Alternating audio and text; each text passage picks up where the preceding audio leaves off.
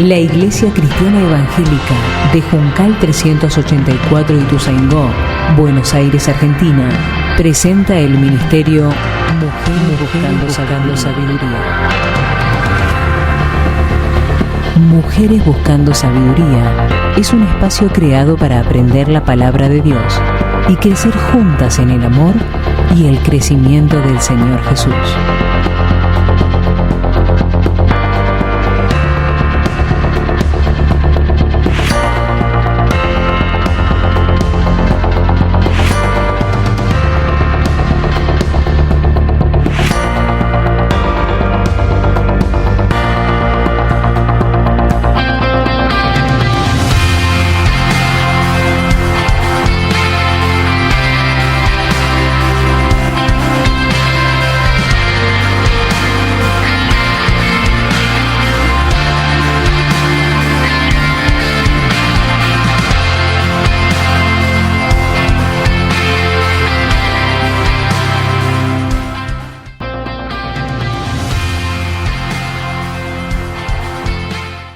Buenos días a todas, la verdad que es un tema hermoso el que nos ha tocado.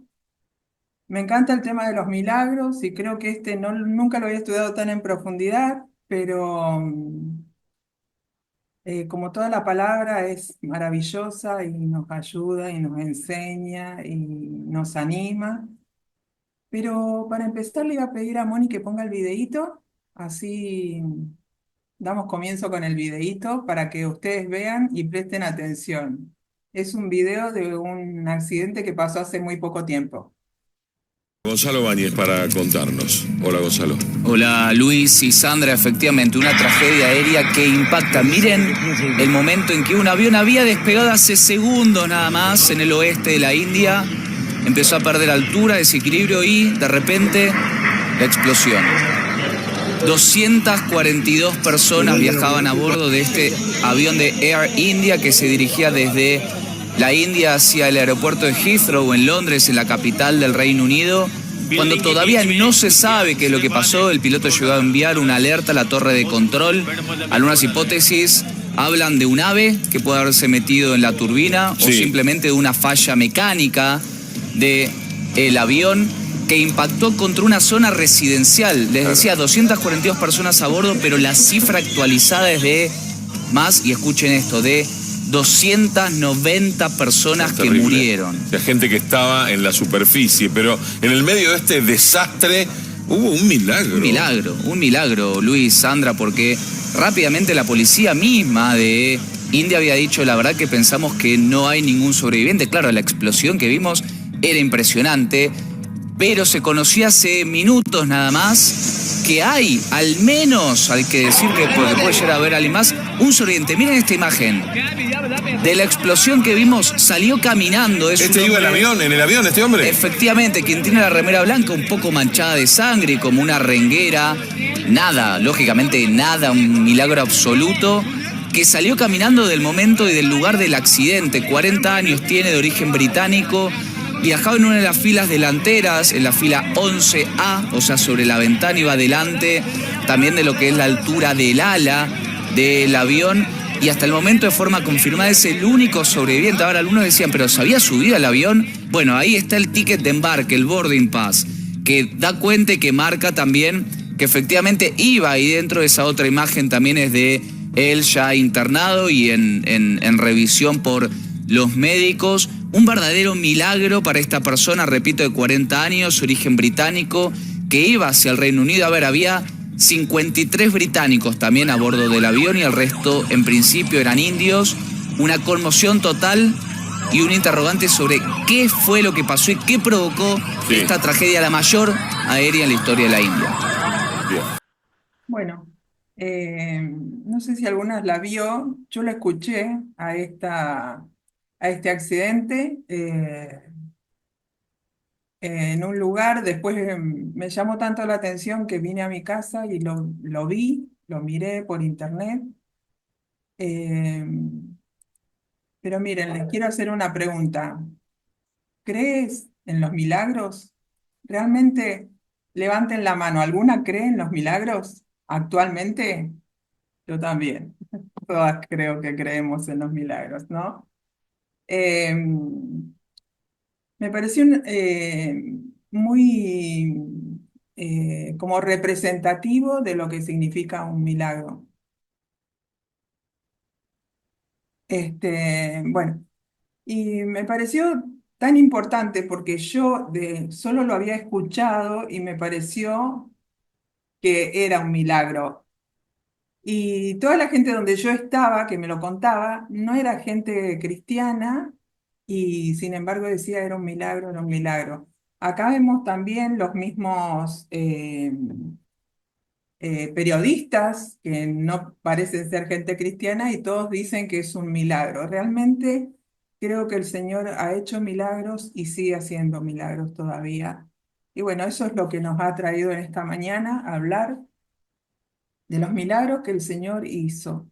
Y por la misma Biblia entendemos que el Señor en todo su ministerio había hecho muchos más milagros, pero por alguna razón que el Espíritu Santo lo ha guiado o porque Dios lo quiso así, obviamente, solo dejó escrito en el Evangelio de Juan 7 milagros. Y este que vamos a ver es el segundo. Pero vamos a abrir nuestras Biblias primeramente en Juan 20, 30 y 31,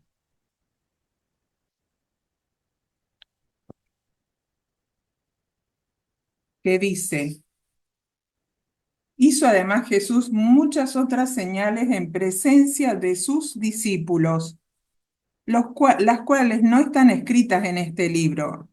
Esto lo dice en el Evangelio de Juan. Pero estas se han escrito para que creáis que Jesús es el Cristo, el Hijo de Dios, y para que creyendo tengáis vida en su nombre. Este es el propósito de las señales, de los milagros, para que nosotros creamos en el Señor Jesús, que el Señor Jesús es el Hijo de Dios y que para creyendo en Él nosotras tengamos vida eterna. La palabra señales en el original, esperen que lo voy a pasar, la siguiente, ahí está. ¿Qué significa la palabra señales? En el original, la palabra señales, si bien es un milagro, pero es un milagro con un mensaje. Es un milagro que el Señor lleva a cabo con un fin y tiene un mensaje o algún significado. No era solo el milagro en sí, sino que detrás de cada uno de estos 7 milagros hay un mensaje. ¿Saben que hay un libro de Adrian Rogers? No sé si lo conocen, pero si no, búsquenlo porque está muy bueno. Y el título, que me parece la frase más adecuada para este tiempo, para estos milagros, dice, cree en milagros, pero confía en Jesús. Esta es la frase por excelencia.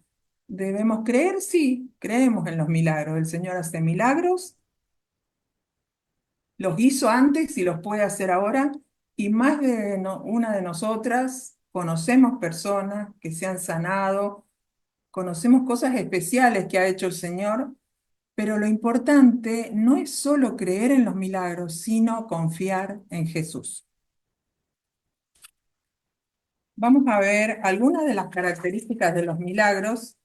Miren, el significado de señales y prodigios, como lo trata acá Juan en su evangelio, señales es, si bien es un milagro que es profundo y es especial, pero prodigio se refiere también a milagros, pero es algo como descomunal, es algo que deja al hombre asombrado. ¿Podría llegar a ser este milagro que nosotros vimos de una sola persona que se logró salvar de un avión que explotó? Y sí, podría ser, pero solo el Señor lo puede determinar. Pero la única diferencia entre señales y prodigios es que el prodigio llama mucho la atención del que lo ve porque es algo sobrenatural, podemos decir. Pero vamos a ver qué significa un milagro sobrenatural. Como la misma palabra lo dice, sobrenatural es que está por encima de la naturaleza. A veces nosotras creemos, o en general el hombre tiende a creer, que si es algo que desafía las leyes de la naturaleza, ya sea, no sé, la inercia o la ley de la gravedad o tantas otras leyes que tiene la naturaleza, podemos suponer que es milagroso. Pero quiero que leamos un texto en Job 28, 24 y 27. Le voy a pedir que si lo pueden buscar, es desde el 24 hasta el 27. Job 28 dice, hablando de la sabiduría de Dios, ¿no? Dice, porque él mira hasta los fines de la tierra y ve cuánto hay bajo los cielos. Al dar el peso a los vientos, ¿quién puede dar el peso al viento? Y poner las aguas por medida.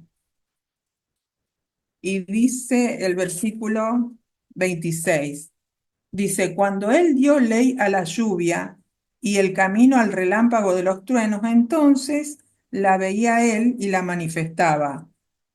La preparó y la descubrió también, hablando de la sabiduría de Dios. Entonces, nosotros eh, tenemos que entender que todo lo que es naturaleza y todas las leyes naturales fueron creadas por Dios. Así que la ley superior del Dios Todopoderoso es mucho más que la naturaleza y todas sus leyes. Porque el mismo Dios es el que creó la naturaleza y sus leyes. Así que todo lo que Dios haga es mucho más poderoso, inclusive que la naturaleza.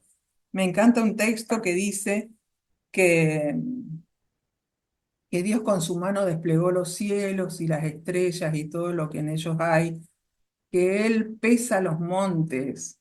Me parece una figura tan especial y particular, que Dios tenga ese poder ilimitado sobre la naturaleza, pero también en estas cosas, ¿no? En que puede hacer milagros, en que puede hacer un montón de cosas, pero el mayor milagro que ha hecho el Señor Jesús ha sido venir a morir en la cruz por nuestros pecados. ¿Recuerdan la frase que le dijo al paralítico? Que le dijo que es más fácil decir, levántate y anda, o tus pecados te son perdonados. Al Señor le costó mucho más perdonar nuestros pecados, porque si bien Él tenía toda la deidad, toda la gloria y todo el poder como Dios, pero había dejado de lado todas esas cosas, Él, sobre todo lo exterior de su naturaleza, para venir a nacer en este mundo y para, pudiendo haber transitado en este mundo, morir, resucitar para darle vida a los pecadores. Qué cosa tan hermosa que el Señor también tenga este poder. Y eso es lo que nosotros tenemos que tener bien en claro. Más allá de cualquier milagro, lo más importante es que creamos en Jesús. Vamos a ver algunos de los problemas de los milagros. Eh, Quiero decirles que lo saqué de un estudio de Roger. Hice un pequeño resumen, porque la verdad que es bastante largo, pero como que no nos teníamos que abocar tanto a esto, aunque sí me parece muy importante verlo. Esto es en especial para todos los milagros, y ya vamos a ver sobre todo el propósito, pero vamos a buscar, porque miren, uno de los problemas de los milagros es el engaño. Hay miren, les voy a leer textual como decía. Dice, la profecía bíblica dice que va a haber un gobernante mundial que actuará bajo el poder de Satanás, llamado el anticristo o la bestia.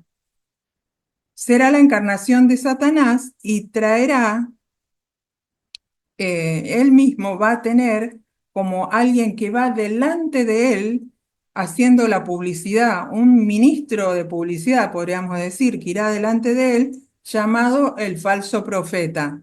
Esto lo vamos a leer porque es bíblico, es una profecía bíblica y está en Apocalipsis 13, del 11 al 14, y lo vamos a leer ahora.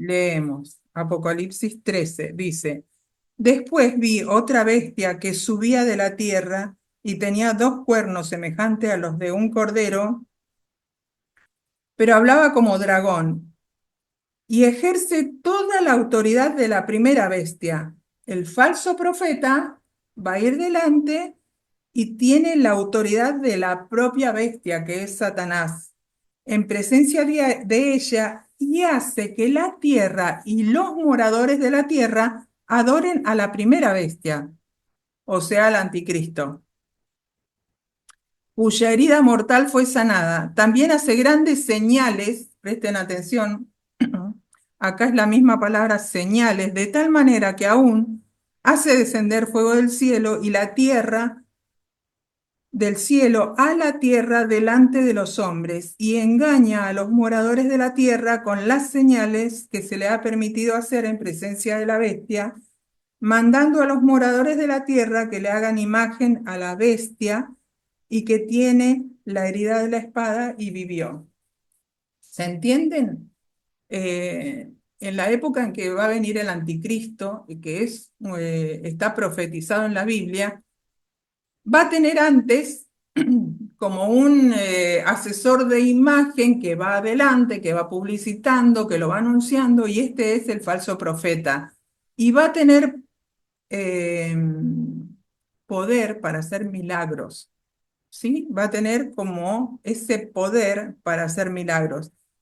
Esta es la razón por la cual la verdadera fe se tiene que apoyar solamente en la persona del Señor Jesús, no en los milagros, aunque creamos en los milagros, pero la verdadera fe genuina debemos descansar en la persona del Señor Jesús y su obra.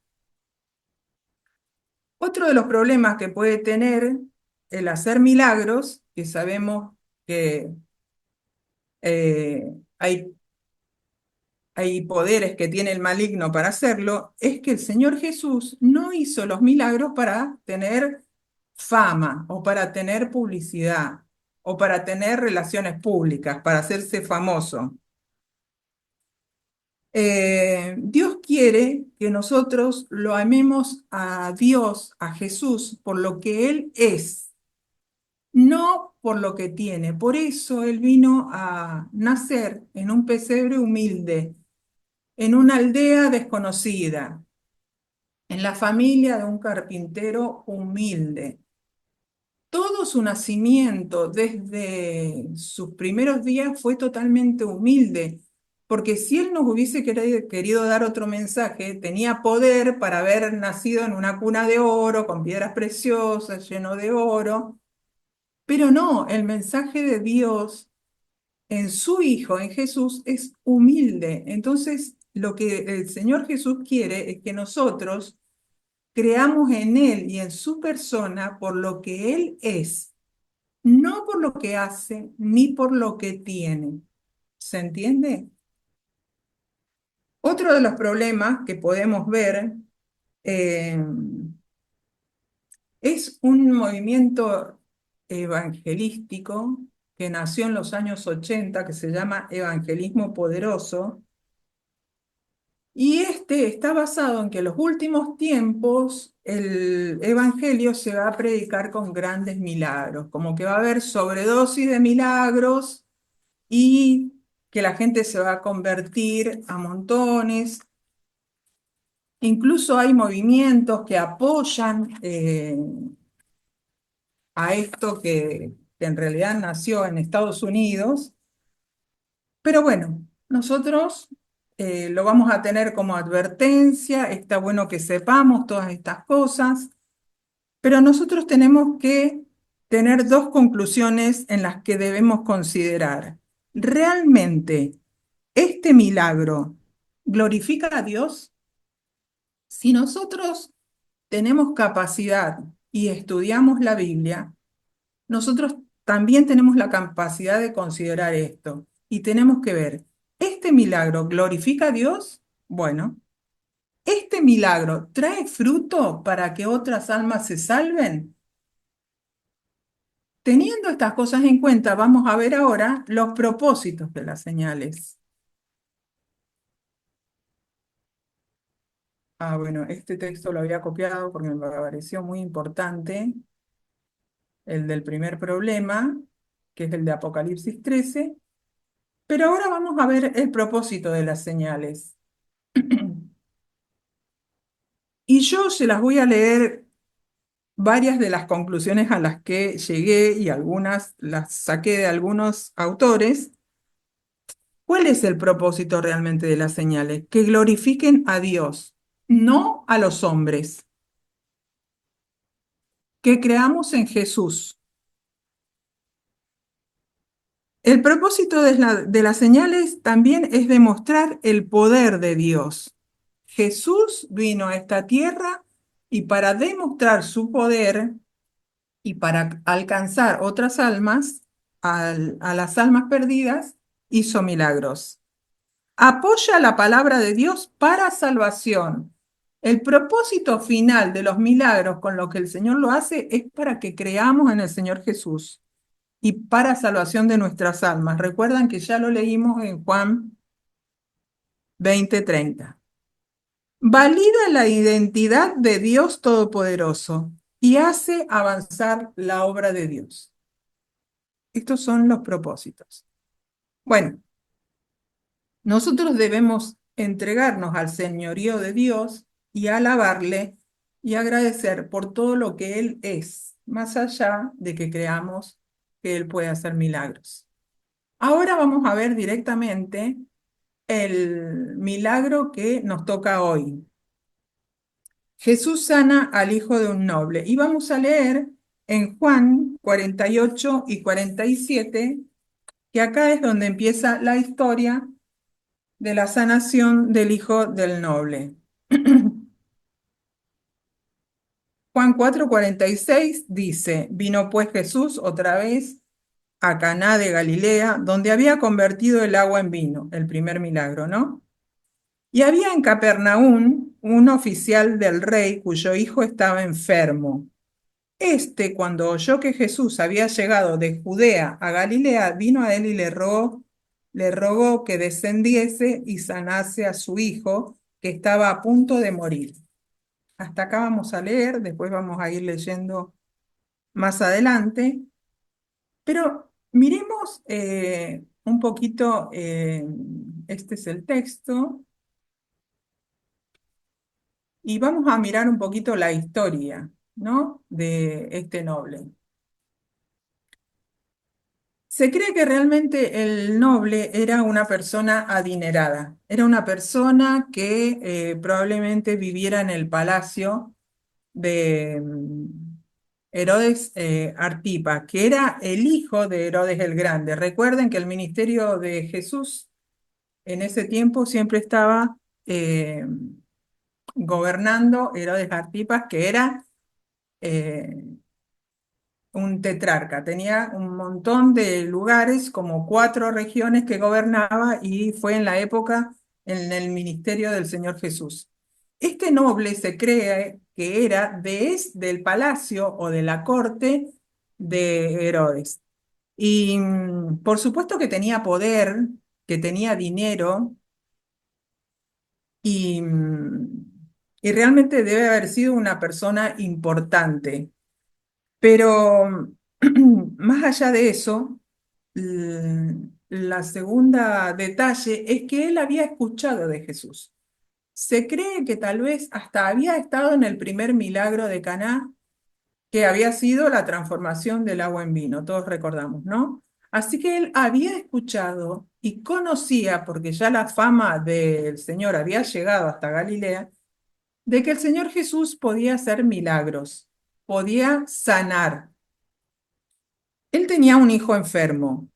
Eh, Miren, el amor eh, filial, el amor a los hijos puede hacer que hagamos cualquier cosa. O sea, se logra entender en cierta forma que el noble estuviera tan desesperado. Recordemos que Capernaum estaba a 25 kilómetros de Galilea, donde estaba el Señor, y sin embargo, él fue personalmente a hablar con Jesús. Él fue directamente, habiendo tenido un montón de empleados y criados y siervos, él fue a buscar y a decirle al Señor Jesús que bajara a sanar a su hijo.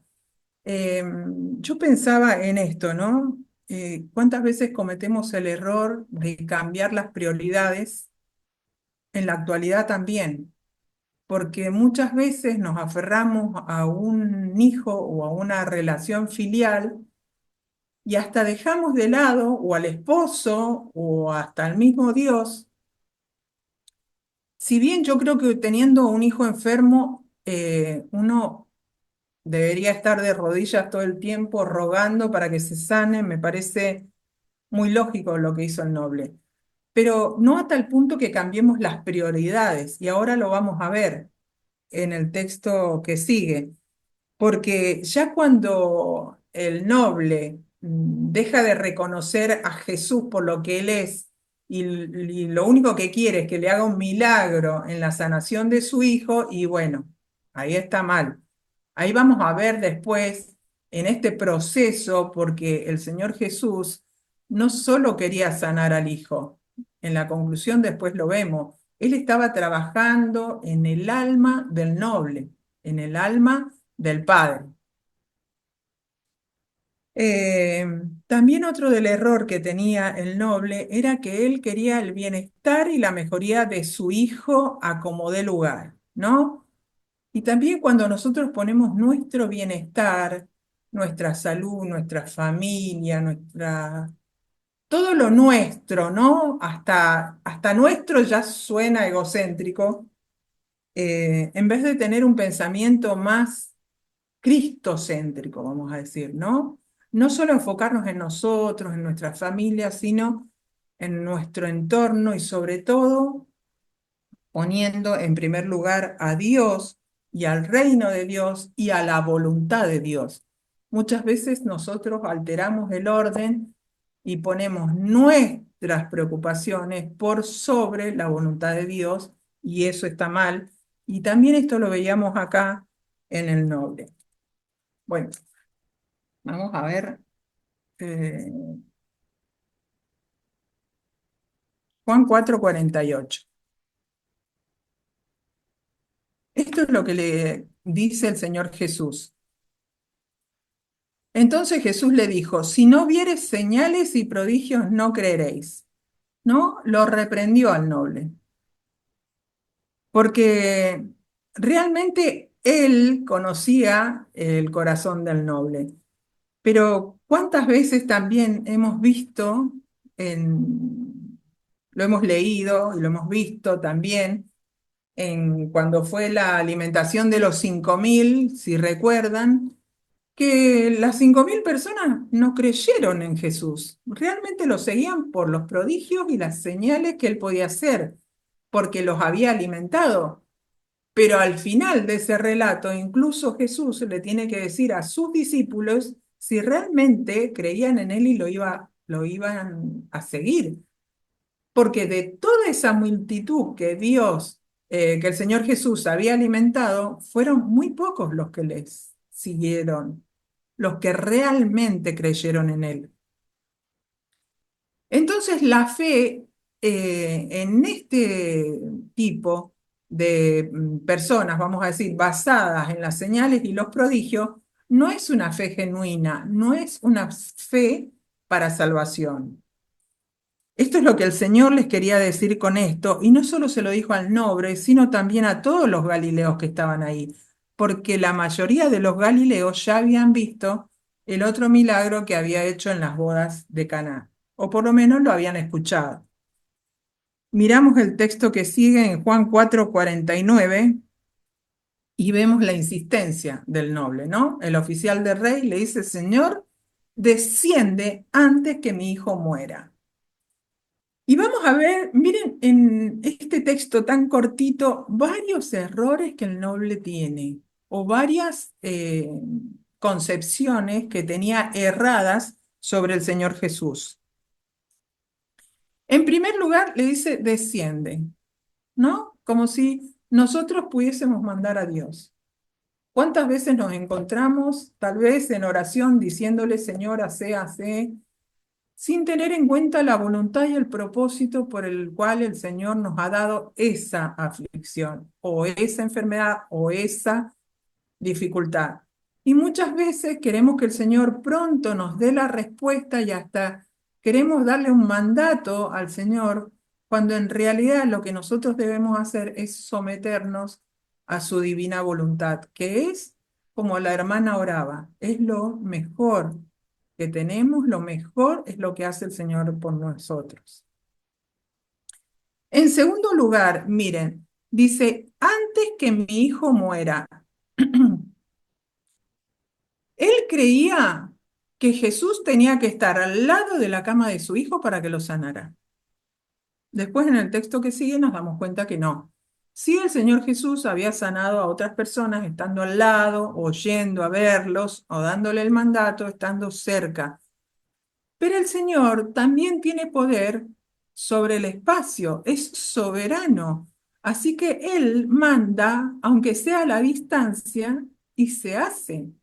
El Señor tiene todo el poder, incluso para sanar a la distancia, y esto el noble no se había dado cuenta. Y otro, al final, dice, antes que mi hijo muera.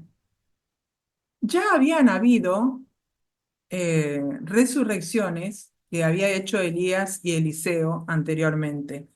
Entonces, si dos hombres comunes como Elías y Eliseo habían hecho resucitar a otras personas, ¿cómo el Señor Jesús no iba a tener poder? Este era el tercer error que tenía el noble. Creía que si el Señor Jesús no llegaba antes de que su hijo se muriera, no iba a poder hacer nada. Cuán equivocado estaba, ¿no? Los tres errores en un texto tan chiquitito y que pensaba, como dice en Eclesiastés, ¿no? El Señor también es soberano en el espacio y en el tiempo, porque Él creó el tiempo.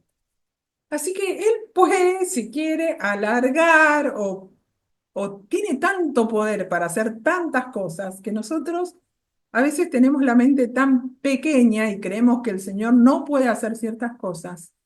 Y Él puede hacer todo lo que Él quiera. Hay un texto que dice, no hay nada imposible para Dios. Lo que nosotros tenemos que entender es que si realmente es la voluntad de Dios que suceda. Vamos a ver el texto que sigue. ¿Qué es lo que le contestó Jesús? Miren esta frase tan cortita que le dijo, es el versículo 50. Y presten mucha atención a este texto porque después lo vamos a comparar con el versículo 53. Dice, Jesús le dijo, ve, tu hijo vive. ¿Y el hombre qué hizo el noble? Creyó la palabra de Jesús, que Jesús le dijo, y se fue. Acá ya vemos que el noble no solo esperaba las señales, esperaba el milagro, sino que acá creyó en la palabra. Ahí vemos cómo va avanzando la fe del noble. Antes solo creía que podía sanar y acá creyó en la palabra. Miren, creo que para un papá esta frase es maravillosa. Que diga, ve, tu hijo vive. Como, no sé, habrá descansado el alma, el corazón, los nervios, pero él le creyó a Jesús y no tenía todavía la comprobación. Pero le dijo, ve, tu hijo vive, y él se fue. Él se fue a ver a su hijo. Entonces, creyó en la palabra de Jesús y accionó y se fue. Entonces puso esa fe, el creer en la palabra, lo puso en acción. Se fue a ver al hijo. Vamos a ver el versículo que sigue. Miren, estos son los resultados de la sanación. Y lo vamos a leer en el versículo 51. Dice, cuando ya el hombre noble descendía, sus siervos salieron a recibirle y le dieron las nuevas diciendo, tu hijo vive. Llamativamente le dicen lo mismo que le dijo Jesús. Pero ¿cuál sería también, pensaba, la alegría de los siervos que fueron a recibirle? No se quedaron a esperar en la casa, fueron a encontrarlo por el camino. Y, y pensaba acá, este, miren el versículo siguiente que dice, entonces él les preguntó, el noble, como para confirmar la palabra de Jesús, le preguntó, ¿a qué hora había comenzado a estar mejor? Y le dijeron, ayer a las 7 le dejó la fiebre.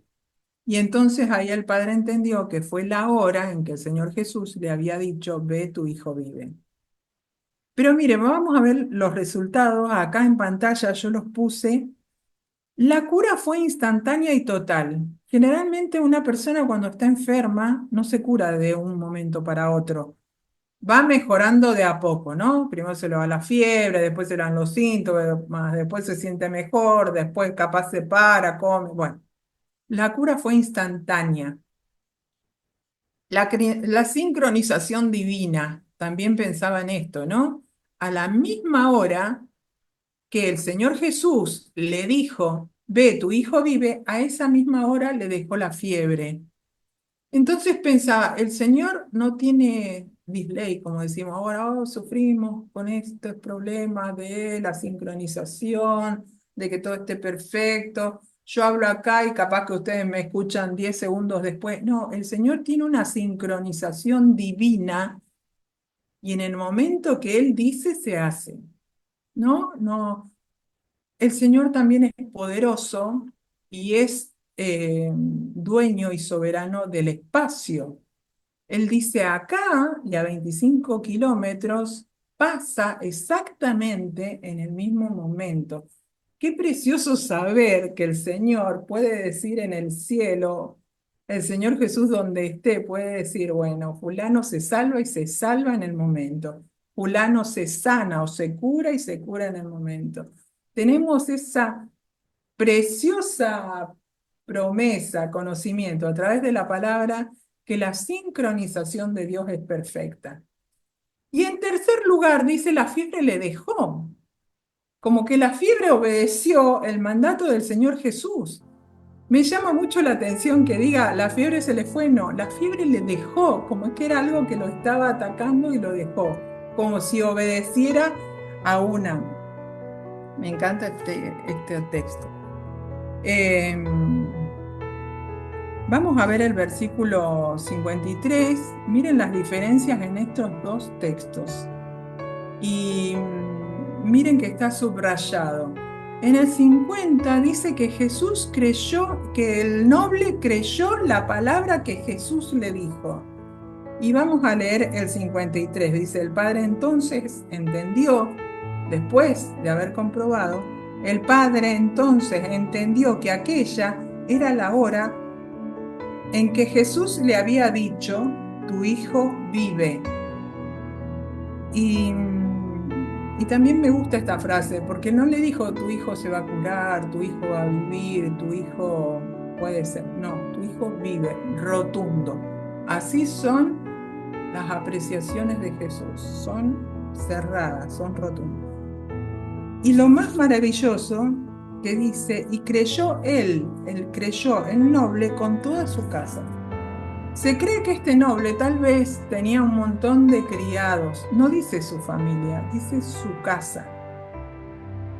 Y acá vemos el otro paso más importante de la fe salvífica. No solo él creyó en el poder de los milagros y que Jesús lo podía salvar, creyó en la palabra del Señor Jesús Y acá en el 53, acá es la fe, realmente la fe para salvación.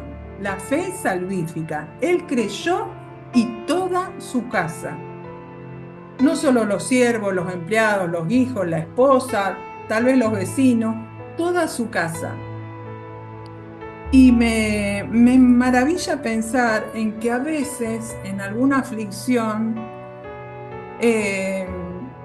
Dios obra de una manera tan lejana a lo que nosotros podemos pensar o ver, y lo hace de una forma tan amorosa y tan extensiva, tal vez no solo a que se sanara el hijo, sino a que creyera realmente para salvación el noble y toda su casa.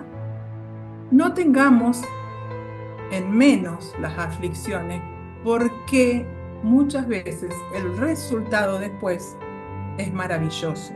El Señor tiene un propósito mucho más grande a través de las aflicciones, aunque no las entendamos,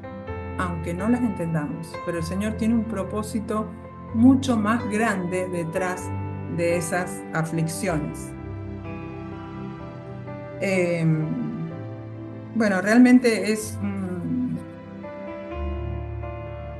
un milagro precioso que podemos estudiar y que podemos saber. Y para terminar, quería ver cómo hizo acá cuando creyó en la palabra. Nosotros ahora presencialmente no lo tenemos al Señor Jesús y sabemos que su Espíritu y el Espíritu de Él, que es el Espíritu Santo, está en nosotras. Pero nosotros tenemos al Señor Jesús a través de su palabra, a través de la Biblia, que es lo que nos ayuda, nos anima, nos sostiene. Y nosotros debemos escuchar la palabra como hizo el noble. Nosotros para escuchar la palabra ahora la tenemos que leer. La tenemos en papel y la leemos. Escuchar la palabra. Creer en la palabra como hizo el noble, que creyó en la palabra.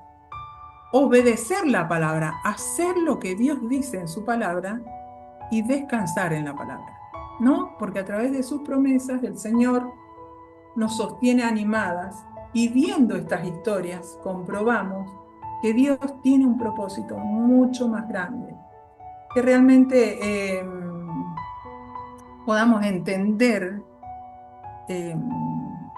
o podamos estar aferrada a las promesas de Dios, estar descansando en las promesas de Dios, sabiendo que el propósito que Dios tiene para nuestras vidas, aún en las aflicciones, es mucho más grande y es para nuestro bien. Que el Señor las bendiga.